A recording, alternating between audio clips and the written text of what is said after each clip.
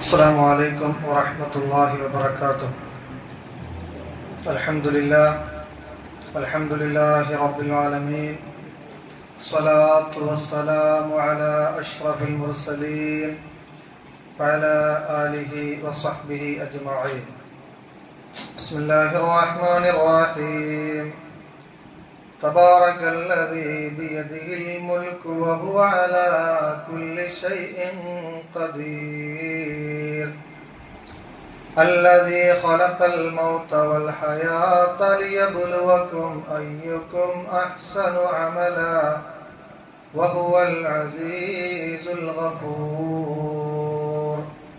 ഏറ്റവും ബഹുമാനമുള്ള സത്യവിശ്വാസികളെ, അല്ലാഹു സുബ്ഹാനഹു വ തആല നമ്മുടെ ഈ ഒരുമിച്ച് കൂടലും പിരിയലുമൊക്കെ സ്വാലിഹായ അമലായി നമ്മിൽ നിന്ന് കബൂൽ ചെയ്യുമാറാകട്ടെ. ഏറ്റവും സങ്കടകരമായ ഒരു സംഭവത്തിനാണ് നമ്മുടെ മഹല്ലും മദ്രസയും ഈ ആഴ്ച സാക്ഷ്യം വഹിച്ചത്. നമ്മുടെ മദ്രസയിൽ പഠിക്കുന്ന 1ാം ക്ലാസ് വിദ്യാർത്ഥിനിയായ സാബിറിന്റെ മകൾ സിയ ഫാത്തിമ ഒരു അപകടത്തിൽ പെടുകയും അങ്ങനെ ആ കുഞ്ഞു മാലാക നമ്മെ വിട്ട് പിരിയുകയും ചെയ്തു.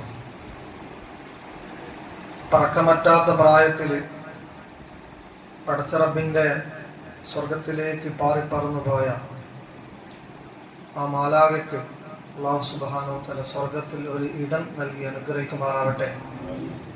ആ കുടുംബത്തിന് അല്ലാഹു ശക്തമായ സബറും ക്ഷമയും നൽകി അനുഗ്രഹിക്കുമാറാവട്ടെ.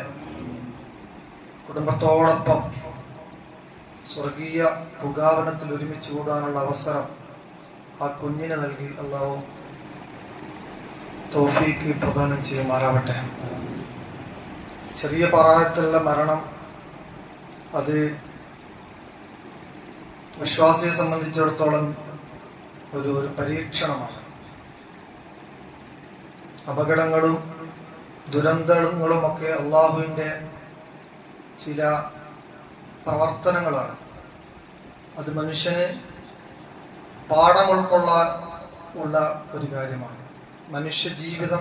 മനുഷ്യജീവൻ അങ്ങനെയാണ്. അല്ലാഹു സുബ്ഹാനഹു വ തആല എല്ലാ അപകടത്തിൽ നിന്നും നമ്മയും കൂട്ടുകുടുംബാദികളെയും മക്കളെയും ഒക്കെ കാത്തുരക്ഷിക്കുമാറാവട്ടെ. ഇൻഷാ അല്ലാഹ് ആ കുഞ്ഞിൻ്റെ മയ്യത്ത് നമ്മൾ പ്രതീക്ഷിക്കുന്നത് ഒരു 2-2:30 മണിയാകുമ്പോഴേക്ക് ഇവിടെ എത്തുമെന്നാണ്. അങ്ങനെയാണ് ഇപ്പോൾ നമുക്ക് ലഭ്യമായ വിവരം. അതിനനുസരിച്ച് നമ്മുടെ ഗ്രൂപ്പിൽ ആ വിവരം ഷെയർ ചെയ്യും. ഇവിടെയുള്ള മുഴുവൻ ആളുകളും മദ്രസയിൽ ഒരു പൊതുദർശനത്തിന് കുട്ടിയെ വെക്കും. അതിനുശേഷം ഇവിടെ മയ്യത്ത് നിസ്കാരം ഉണ്ടാകും. മുഴുവൻ ആളുകളും ആ മയ്യത്ത് നിസ്കാരത്തിൽ പങ്കാളികളാകണമെന്ന് പ്രത്യേകിച്ച് ഓർമ്മപ്പെടുത്തുകയാണ്. ചെറിയ മക്കളുടെ പേരിലുള്ള മയ്യത്ത് നിസ്കാരം വളരെ പുണ്യമുള്ള ഒരു കാര്യമായി, പരിഗണനയുള്ള ഒരു കാര്യമായിട്ടാണ് പ്രിയപ്പെട്ട പ്രവാചകൻ സ്വല്ലല്ലാഹു അലൈഹി വസല്ലമ പഠിപ്പിച്ചത്. അതുകൊണ്ട് തന്നെ മുതിർന്ന ആളുകൾ മരിച്ചു കഴിഞ്ഞാൽ അവർക്കുള്ള ഒരു പ്രാർത്ഥനയല്ല, ചെറിയ കുട്ടികൾ മരിച്ചു കഴിഞ്ഞാൽ പ്രത്യേകമായൊരു പ്രാർത്ഥനയും നബി സല്ലല്ലാഹു അലൈഹി വസല്ലമ അത് സംബന്ധമായി പഠിപ്പിച്ചിട്ടുണ്ട്. അല്ലാഹു സുബ്ഹാനഹു വ തആല നമ്മുടെ എല്ലാ പ്രവർത്തനങ്ങളും നമ്മിൽ നിന്ന് കബൂൽ ചെയ്യുമാറാവട്ടെ. മരണം, ജീവിതം എന്നൊക്കെ പറയുന്നത് അതിൻ്റെ നിയന്ത്രണം ഒരു മനുഷ്യനുമല്ല. ഒരു ശാസ്ത്രീയ സാങ്കേതിക വിദ്യക്കും അതിൻ്റെ നിയന്ത്രണം ഏറ്റെടുക്കാൻ കഴിയില്ല. ഏതെങ്കിലും സാങ്കേതികമായ വിദ്യകൾ ഉപയോഗപ്പെടുത്തിയിട്ട് ഒരു മനുഷ്യന്റെ ജീവൻ നിലനിർത്താൻ ശ്രമിച്ചു കഴിഞ്ഞാൽ അത് അത്രമാത്രം സക്രിയവുമല്ല, താൽക്കാലികമായ ഒരു ഏർപ്പാട് മാത്രമായിരിക്കും അത്. അതാണ് ഖുർആൻ പറഞ്ഞത്, തബാറക്കല്ലദീ ബിയദിഹിൽ മുൽക്കു വഹുവ അലാ കുല്ലി ഷൈഇൻ ഖദീർ. അല്ലാഹുവാണ് ഈ പ്രപഞ്ചത്തിന്റെ എല്ലാ ശക്തിയും, ലോകത്തെ നിയന്ത്രിക്കുന്നത് അല്ലാഹുവാണ്. നക്ഷത്രാദി ഗ്രഹങ്ങളെ ഒക്കെ നിർണയിച്ചു കൊണ്ടിരിക്കുന്നത് സഞ്ചരിപ്പിച്ചു കൊണ്ടിരിക്കുന്നതൊക്കെ അല്ലാഹുവാണ്. അല്ലദീ ഖലഖൽ മൗത വൽ ഹയാത, അവൻ തന്നെയാണ് ജീവിതത്തെയും മരണത്തെയും സൃഷ്ടിച്ചവൻ. ജീവൻ എന്നത് ഒരു പ്രതിഭാസമാണ്, മരണം എന്നത് മറ്റൊരു പ്രതിഭാസമാണ്. അതിന്റെ മേൽ ഒരാൾക്കും അധികാരമില്ല, അള്ളാഹുവിന് മാത്രമേ അധികാരമുള്ളൂ. അതിനെ സൃഷ്ടിച്ചവൻ അവനാണ്. അല്ലദീ ഖലഖൽ മൗത, മരണത്തെ സൃഷ്ടിച്ചവൻ അള്ളാഹു. വൽ ഹയാത, ജീവിതത്തെ സൃഷ്ടിച്ചവൻ അള്ളാഹു. എന്തിനു വേണ്ടിയാണ്? ലിയബ്ലുവക്കും അയ്യുക്കും അഹ്സനു അമല, നിങ്ങളിൽ ഏറ്റവും കൃത്യമായി ജീവിതവും മരണവും മനസ്സിലാക്കിയിട്ട് നല്ല പ്രവർത്തനങ്ങൾ ആര് ചെയ്യുന്നുവോ എന്ന് അള്ളാഹു നിരീക്ഷിച്ചു കൊണ്ടിരിക്കുന്നത് ഉണ്ട് എന്നാണ് അള്ളാഹു തആല പറയുന്നത്. അതുകൊണ്ട് ജീവൻ, എനിക്ക് ലഭ്യമായ ജീവൻ എന്റേതല്ല. ഇവിടെ ജനിക്കണമെന്ന് ഒരിക്കലും ഞാൻ നേരത്തെ പ്ലാൻ ചെയ്തിട്ടില്ല. എന്റെ മാതാപിതാക്കളും എങ്ങനെയുള്ള ഒരാളാകണം എന്റെ മകൻ എന്ന് പ്ലാൻ ചെയ്തിട്ടില്ല. അത് അള്ളാഹു സംവിധാനിച്ചതാണ്. ഇരിക്കുന്ന ഒരാളും എന്റെ ജീവിതം എങ്ങനെയാകണം, എന്റെ മാതാപിതാക്കൾ എങ്ങനെയാകണം തീരുമാനിച്ചിട്ടില്ല. സ്വാഭാവികമായ ഒരു പ്രതിഭാസത്തിലൂടെ, ഒരു പ്രക്രിയയിലൂടെ നമ്മളൊക്കെ ഇവിടെ ജനിച്ചു. പിന്നെ എന്താണ് നമുക്ക് അഹങ്കരിക്കാനുള്ളത്? മനുഷ്യൻ എന്താണ് അഹങ്കരിക്കാനുള്ളത്?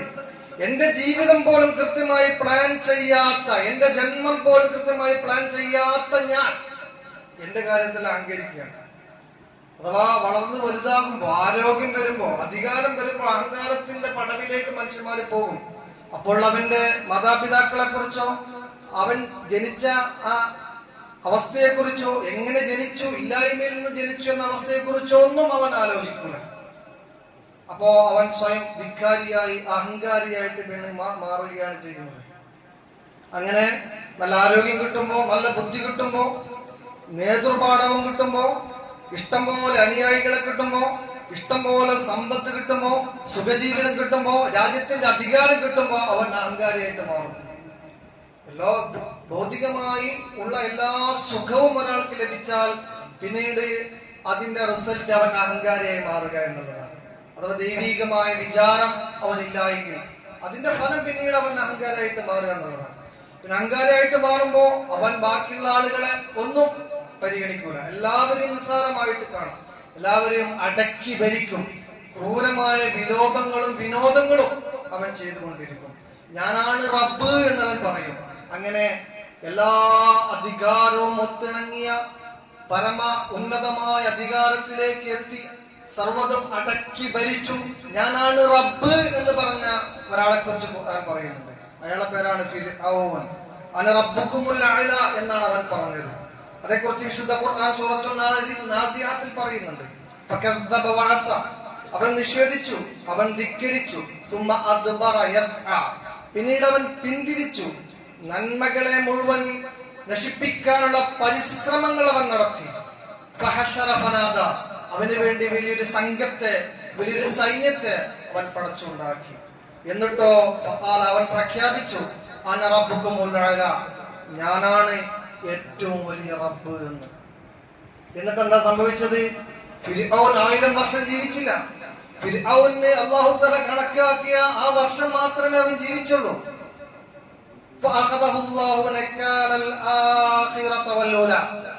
അവന്റെ അന്ത്യം അല്ലാഹു സുബ്ഹാനഹു വ തആല തീർത്തു.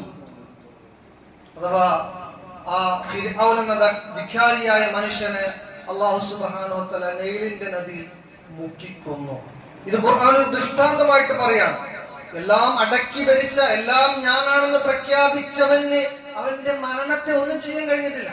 അവൻ മരിച്ചുപോയി എന്ന് മാത്രമല്ല, ആ ധിക്കാര ജന്മത്തിന്റെ അന്തിമ അവസ്ഥയെ കുറിച്ച് കൂടി ഖുർആൻ പറയുന്നുണ്ട്. വരുന്ന ധിക്കാരികൾക്ക് ഒരു ദൃഷ്ടാന്തമാകാൻ വേണ്ടിയിട്ടാണ് ധിക്കാരിയായ ഫിർഔനെ ഞാൻ ഇങ്ങനെ മരിപ്പിച്ചതും അവന്റെ ശവം ഇങ്ങനെ നിലനിർത്തിയതും. فَالْيَوْمَ نُنَجِّيكَ بِبَدَنِكَ لِتَكُونَ لِمَنْ خَلْفَكَ آيَةً وَإِنَّ كَثِيرًا مِنَ النَّاسِ عَنْ آيَاتِنَا لَغَافِلُونَ. ഖുർആൻ സൂറത്ത് യൂനുസിൽ കാണാൻ സാധിക്കും. ഇന്നേ ദിവസം ഈ ഫിർഔനിന്റെ ബോഡിയെ പോലും ഞാൻ ഇവിടെ ബാക്കിയാക്കി വെക്കുകയാണ്. എന്തിനു വേണ്ടി? ലിതകൂന ലിമൻ ഖൽഫക ആയതൻ, പിറകെ വരാനുള്ള ധിക്കാരികളായ ഒരുപാട് ആളുകൾക്ക് ദൃഷ്ടാന്തമാക്കാൻ വേണ്ടി എന്ന് അല്ലാഹു സുബ്ഹാനഹു വ തആല ഫിർഔനിന്റെ മരണവുമായി ബന്ധപ്പെടുത്തിയിട്ട് പറയുന്നുണ്ട്. എന്തുകൊണ്ടെന്നാൽ മനുഷ്യന്മാരിൽ അധികം ആളുകളും എന്റെ ദൃഷ്ടാന്തങ്ങളെ കുറിച്ച് കൂടുതൽ ചിന്തിക്കാത്ത ആളുകളാണ്. അവർ അഹങ്കരിക്കുന്ന ആളുകളാണ്. അവർക്ക് ദൃഷ്ടാന്തമായിട്ടാണ് ഫിർഔനെ ഞാൻ ഇവിടെ ബാക്കി വെക്കുന്നത് എന്ന് അല്ലാഹു സുബ്ഹാനഹു വ തആല പറയുന്നു. വിശുദ്ധ ഖുർആൻ ഏറ്റവും കൂടുതൽ പരാമർശിച്ച ചരിത്രം മൂസ നബി അലൈഹി സ്വലാത്തു വസ്സലാമിന്റെ ചരിത്രമാണ്. ഈ മൂസ നബി അലൈഹി സ്വലാത്തു വസ്സലാമിന്റെ പ്രതിയോഗിയാണ് ഫിർഔൻ. 25 തവണയാണ് ഈ ധിക്കാരിയെ കുറിച്ച് ഖുർആൻ പറഞ്ഞത്. ആലു ഫിർഔൻ എന്നും 25 സ്ഥലങ്ങളിലായിട്ട് ഖുർആൻ നമുക്ക് കാണാൻ സാധിക്കും. അഥവാ ബനി ഇസ്രായേൽ ജനതയെ മുഴുവൻ അടിമകളാക്കിയും തന്റെ വംശത്തിൽപ്പെട്ട കിബിത്തികളെ തന്റെ ആജ്ഞാനുവർത്തിയാക്കിയുമായിരുന്നു ഫിർഔനിന്റെ നടപടിക്രമങ്ങൾ. ജനങ്ങളെ അടക്കി ഭരിച്ചു എന്ന് മാത്രമല്ല, തങ്ങൾക്ക് എതിര് നിൽക്കുന്ന ഗോത്ര സമൂഹമായ ബനി ഇസ്രായേലിനെ അടിമകളാക്കി വെച്ചു. ബനി ഇസ്രായേൽ പറക്കുന്ന ഓരോ കുഞ്ഞിനെയും കഴുത്ത് മുറിച്ച് കൊല്ലുക എന്നുള്ള വിനോദമായിരുന്നു. അവിടെയുള്ള സ്ത്രീകളെ അപമാനിതരായിട്ട് ജീവിപ്പിക്കുക എന്നുള്ളതായിരുന്നു അയാളുടെ ഹോബി. അങ്ങനെ ധിക്കാരിയായ ആ ഫിർഔൻ നേരത്തെ പറഞ്ഞതുപോലെ മരണത്തിന് വിധേയമാവുകയാണ്. ആ ഫിർഔന്റെ ബോഡി പിന്നീട് കണ്ടെത്തുകയാണ്. ആ ഫിർഔന്റെ ബോഡി കണ്ടെത്തിയിട്ട് അതിൽ പഠനം നടത്തുന്നത് ആധുനിക യുഗത്തിലാണ് അതുമായി പഠനങ്ങൾ നടന്നത്. 1981 ഈ ഫിർഔനിന്റെ മമ്മിയാക്കപ്പെട്ട ബോഡിയിൽ പഠനം നടത്തുന്നത്. ആ പഠനം വളരെ അത്ഭുതമായിരുന്നു. വിശുദ്ധ ഖുർആനിന്റെ ഈ ഒരു പ്രവചനത്തിന്റെ ഒരു പ്രതിഫലനമായിരുന്നു അത്. ആ പഠനം നടത്തിയ പ്രമുഖനായ ഒരാളായിരുന്നു ഡോക്ടർ മോറിസ് ബുഖാരി. ഖുർആന്റെ ഈ ആശയവും അദ്ദേഹത്തിന്റെ പഠനവും കൃത്യമായ ഒരു ലക്ഷ്യത്തിലേക്കാണ് ഈ ഖുർആൻ ജനങ്ങളെ കൊണ്ടുപോകുന്നത് എന്ന് അദ്ദേഹത്തിന് ബോധ്യമാവുകയാണ്. അതുമൂലം ആ പഠനം മൂലം ഈ മമ്മിയിലെ ഫിർഔനിന്റെ അവശേഷിപ്പിക്കപ്പെട്ട ഈ മമ്മിയിലെ പഠനം മൂലം പിന്നീട് അദ്ദേഹം ഇസ്ലാമിലേക്ക് വരികയാണ്. എന്നിട്ട് അദ്ദേഹം ഇതുമായി ബന്ധപ്പെട്ട ധാരാളം ഗ്രന്ഥങ്ങൾ എഴുതി. ആധുനിക ശാസ്ത്രത്തിന്റെ കണ്ടെത്തൽ അഥവാ പിരമിഡുകളിലും അതേപോലെ തന്നെ മമ്മി എന്നുള്ള പുരാതന കാലഘട്ടത്തിലെ മയ്യത്ത് പരിചരണവുമായി ബന്ധപ്പെട്ട ക്രിയകളും ഒക്കെ ഉള്ള പഠനത്തിൽ അദ്ദേഹത്തിന് മനസ്സിലായി ഇത് ദൈവികമായ ഒരു ഗ്രന്ഥമാണ് എന്ന്. അങ്ങനെ അദ്ദേഹം ഇസ്ലാമിലേക്ക് വന്നു. അത് മറ്റൊരു വശമാണ്. ഏതായാലും ആ ഫിർഔൻ ഇന്നും മമ്മിയാക്കപ്പെട്ട ഫിർഔനിന്റെ ബോഡി ഇന്നും ലോകത്ത് നിലകൊള്ളുന്നുണ്ട്. അത് വരാനിരിക്കുന്ന മുഴുവൻ ധിക്കാരികൾക്കും ഒരു പാഠമാണ്. അതിന്റെ ആധുനിക യുഗത്തിൽ തന്നെ കുറെ ധിക്കാരികളായ ഭരണകർത്താക്കന്മാരെ നമ്മൾ കണ്ടു. മാവോ സദൂങ് ചൈനയിൽ 1949 മുതൽ 1976 വരെ 35 ലക്ഷത്തോളം പാവപ്പെട്ട മനുഷ്യരെ കൊന്നൊടുക്കിയിട്ടുണ്ട്. ചൈനയിൽ അയാൾ ധിക്കാരിയാണ്. അതുപോലെ തന്നെ മോസ്കോയിലെ ഇവാൻ 4 അയാളും ഇതേപോലെ തന്നെ കൊലപാതകം ഒരു ഹോബിയാക്കിയ മനുഷ്യനായിരുന്നു, ഭരണാധികാരിയായിരുന്നു. അഡോൾഫ് ഹിറ്റ്ലറെ കുറിച്ച് നമുക്കറിയാം. 1933 മുതൽ 1945 വരെ ജർമ്മൻ ഭരിച്ച ഒരു മനുഷ്യനാണ്. അയാൾ എങ്ങനെയാണ് ഭരിച്ചത്? അയാൾ അവസാനം ആത്മഹത്യ ചെയ്യുകയാണ് ചെയ്തത്. ഒളിത്താവളത്തിൽ പോയിട്ട് വിഷം കഴിച്ചു എന്നും തൂങ്ങി മരിച്ചു എന്നൊക്കെ അഭിപ്രായമുണ്ട്. എത്ര വലിയ ധിക്കാരിയായ മനുഷ്യനും ഒരു ദിവസം മരണമുണ്ടാകും. ജോസഫ് സ്റ്റാലിൻ അയാൾ റഷ്യയിലുള്ള ആളായിരുന്നു. അയാൾ വലിയ വിപ്ലവകാരിയാണെന്നൊക്കെയാണ് പറയുന്നത്. മനുഷ്യനെ കൊന്നൊടുക്കിയിട്ട് എന്ത് വിപ്ലവമാണ്? ആധുനിക യുഗത്തിൽ നമ്മളെ വിദ്യാഭ്യാസ കലാലികൾ പഠിപ്പിക്കുന്നത് ഈ മനുഷ്യനെ കൊന്നുകൊടുക്കിയിട്ട് അതിനെ കുറിച്ചാണ് വിപ്ലവം എന്ന് പറയുന്നത്. വിപ്ലവത്തെ കുറിച്ച് നിങ്ങൾ മനസ്സിലാക്കണമെങ്കിൽ മഹാനായ മുഹമ്മദ് മുസ്തഫ സല്ലല്ലാഹു അലൈഹി വസല്ലം മാത്രമുള്ള മക്കം പത്തയിലെ വിപ്ലവം കാണണം. ഒരു മനുഷ്യ കുഞ്ഞു പോലും മരിക്കാതെ ഒരു നാട് മുഴുവൻ ജയിച്ചടക്കി മഹാനായ മുഹമ്മദ് മുസ്തഫ. അതാണ് വിപ്ലവം. മറ്റ് വിപ്ലവമല്ല, കൊലപാതകങ്ങൾ എന്നാണ് പറയുക. അയാൾ പക്ഷാഘാതം പെട്ടെന്നുള്ള അറ്റാക്കിലാണ് മരിച്ചത്. ഇവരൊക്കെ വിചാരിക്കും നമ്മൾ നിരന്തരം ഈ ലോകത്ത് മൊത്തം ജീവിച്ചിരിക്കുമെന്ന്. ആർക്കും ജീവിതമില്ല അവിടെ. ഏരിയൻ ഷറോൺ എന്ന ക്രൂരനായ ഭരണാധിപൻ ഇസ്രായേൽ, അയാള് 8 വർഷം കോമയിലായിട്ടാണ് കടന്നത്. നീചമായിട്ടായിരുന്നു മരിച്ചത്. അഥവാ അല്ലദീ ഖലഖൽ മൗത വൽ ഹയാത ലിയബ്ലുവകും അയ്യുകും അഹ്സന അമല. മനുഷ്യരെ, നിങ്ങൾക്കുള്ള ജീവിതം, നിങ്ങൾക്കുള്ള മരണം ഞാനാണ് നിർണയിക്കുന്നത് എന്നാണ് അല്ലാഹു സുബ്ഹാനഹു വ തആല പറയുന്നത്. അതുകൊണ്ട് തന്നെയാണ് അല്ലാഹുവിന് മുന്നിൽ അടിമപ്പെട്ടുകൊണ്ട് ജീവിക്കണം എല്ലാ മനുഷ്യരും എന്ന വലിയ ആശയമാണ്. ഇത് മുഹറം മാസമാണ്. ഈ മുഹറം മാസത്തിൽ തന്നെയാണ് കിപ്തി വംശജനായ ഫിർഔനെ മുക്കിക്കൊന്ന് മഹാനായ മൂസ അലൈഹിസ്സലാത്തു വസ്സലാമിനെ അല്ലാഹു സുബ്ഹാനഹു വ തആല വളരെ വലിയ വിജയം നൽകിയത്. അതിന്റെ ഒരു ഓർമ്മപ്പെടുത്തലാണത്. അഥവാ ലോകത്ത് നടക്കുന്ന എല്ലാ അധികാരികൾക്കും ട്രംപായാലും നെതന്യാഹു ആയാലും ഏത് ഭരണാധിപനായാലും 60-70 വയസ്സ് കഴിഞ്ഞാൽ മരിച്ചു പോകും. അത്രയുള്ള മനുഷ്യന്റെ ആയുസ്. ആ മരണത്തെ പിടിച്ചു വെക്കാൻ അവർക്ക് സാധിക്കില്ല. മനുഷ്യൻ വളരെ നിസ്സാരനാണ്. എല്ലാവരും മരിച്ചൊടുങ്ങും. എല്ലാവരും മരിച്ചു കഴിഞ്ഞാൽ നിങ്ങൾ കാണിച്ച ഓരോ ധിക്കാരത്തിനും അക്രമ പ്രവർത്തനങ്ങൾക്കും റബ്ബിന്റെ മുന്നിൽ മറുപടി പറയേണ്ടി വരുമെന്ന ആശയമാണ് ഖുർആൻ ഓരോ ധിക്കാരികളോടും ഓരോ മനുഷ്യരോടും പറഞ്ഞുകൊണ്ടിരിക്കുന്നത്. അതാണ് മുഹമ്മദ് മുസ്തഫ സല്ലല്ലാഹു അലൈഹി വസല്ലം തങ്ങൾ പറഞ്ഞത്, ഖൈറുന്നാസ്, ജനങ്ങളിൽ വെച്ച് ഏറ്റവും നല്ല മനുഷ്യൻ, ഭാഗ്യവാൻ, മൻ ത്വാല ഉംറുഹു, സുദീർഘമായ ആയുസ് കിട്ടിയ ഒരാളാണ്. പക്ഷെ സുദീർഘമായ ആയുസ് മാത്രം പോരാ, വഹസുന അമലുഹു, ആ സുദീർഘമായ ആയുസ്സിൽ നല്ല കാര്യങ്ങൾ മാത്രം ചെയ്യണം. അവനാണ് സൗഭാഗ്യവാൻ എന്ന് പ്രിയപ്പെട്ട മുഹമ്മദ് മുസ്തഫ സല്ലല്ലാഹു അലൈഹി വസല്ലം തങ്ങൾ പറയണം. വശറുന്നാസ്, ഏറ്റവും മോശപ്പെട്ട മനുഷ്യൻ ആരാണെന്ന് അറിയുമോ? മൻ ത്വാല ഉംറുഹു, സുദീർഘമായ ആയുസ് കിട്ടിയിട്ടുണ്ട്, ഈ പറയപ്പെട്ട ധിക്കാരികളായ ആളുകളുടെ പ്രവർത്തനം കാഴ്ചവെച്ച്, വസഅമലുഹു, വളരെ നീചമായ പ്രവർത്തനങ്ങൾ ചെയ്തു, സുദീർഘമായ ആയുസ് കിട്ടിയിട്ട് എന്ത് കാര്യം? ഈ സമൂഹത്തിനും ഈ നാടിനും കുടുംബത്തിനും ഒരു ഗുണവും ചെയ്യാത്ത നാൽക്കാലികളെ പോലുള്ള ജീവിതമാണ്. അതാണ് ഏറ്റവും വൃത്തികെട്ട ജീവിതമെന്ന് മുഹമ്മദ് മുസ്തഫ സല്ലല്ലാഹു അലൈഹി വസല്ലം തങ്ങൾ പറയാണ്. നമുക്ക് ഇതിലുള്ള പാഠം എന്താണ്? അല്ലാഹു സുബ്ഹാനഹു വ തആല നമുക്ക് നൽകുന്ന ഈ ജീവിതമുണ്ടല്ലോ, അഥവാ ഈ പിഞ്ചുകുഞ്ഞ്, നേരത്തെ സൂചിപ്പിച്ച പിഞ്ചുകുഞ്ഞിന് 6 വയസ്സ് വരെയാണ് അല്ലാഹു സുബ്ഹാനഹു വ തആല ആയുസ് കൊടുത്തത്. അല്ലാഹു നമുക്ക് നൽകിയ ആയുസ് നാം ഓരോരുത്തരും ആലോചിച്ച് നോക്കാം. ഇപ്പോഴും ലൈവായി നമ്മൾ ജീവിക്കുന്നു. നമ്മുടെ ജീവിതത്തിൽ എന്തെല്ലാം സുഹൃത്തുക്കൾ നാം ചെയ്തു നാം ആലോചിക്കണം. ഈ സുഹൃത്തുക്കൾ ചെയ്യാൻ അവസരങ്ങൾ ഉണ്ടാവില്ല. നാളെ എന്ത് സംഭവിക്കുമെന്ന് എനിക്ക് പറയാൻ പറ്റില്ല, നിങ്ങൾക്ക് പറയാൻ പറ്റില്ല. അതുകൊണ്ട് തന്നെ നമുക്ക് ലഭ്യമായ ഈ നിമിഷത്തിൽ, ഈ വയസ്സിൽ നന്മകൾ വർദ്ധിപ്പിക്കുക എന്നുള്ള ആശയമാണ് നാം ഉൾക്കൊള്ളേണ്ടത്. അല്ലാഹു സുബ്ഹാനഹു വ തആല നന്മ കൊണ്ട് ജീവിതം സമ്പന്നമാക്കാനുള്ള ഭാഗ്യം നൽകി നമ്മെ അനുഗ്രഹിക്കുമാറാവട്ടെ. എല്ലാവിധ അപകടത്തിൽ നിന്നും ദുരന്തത്തിൽ നിന്നും അല്ലാഹു സുബ്ഹാനഹു വ തആല നമ്മെ, നമ്മുടെ കുടുംബത്തെയും കുട്ടികളെയും കാത്തുരക്ഷിക്കുമാറാവട്ടെ എന്ന് പ്രാർത്ഥിക്കുകയാണ് എന്ന് മാത്രം പറഞ്ഞ് അവസാനിപ്പിക്കുന്നു. ഇൻഷാ അല്ലാഹ് നേരത്തെ സൂചിപ്പിച്ചതുപോലെ നമ്മുടെ പ്രിയപ്പെട്ട വിദ്യാർത്ഥിനി, നമ്മുടെ മദ്രസയിൽ പഠിക്കുന്ന പ്രിയപ്പെട്ട വിദ്യാർത്ഥിനിയുടെ മയ്യത്ത് ഇൻഷാ അല്ലാഹ് ഉച്ചയ്ക്ക് ശേഷം ഒരു 2-2:30 ആകുമ്പോൾ നമ്മുടെ പള്ളിയിൽ എത്തുമെന്നാണ് അറിയിച്ചത്. അപ്പോൾ ഗ്രൂപ്പിൽ അതുമായി ബന്ധപ്പെട്ട കാര്യങ്ങൾ നിങ്ങളെ ഞാൻ അറിയിക്കും.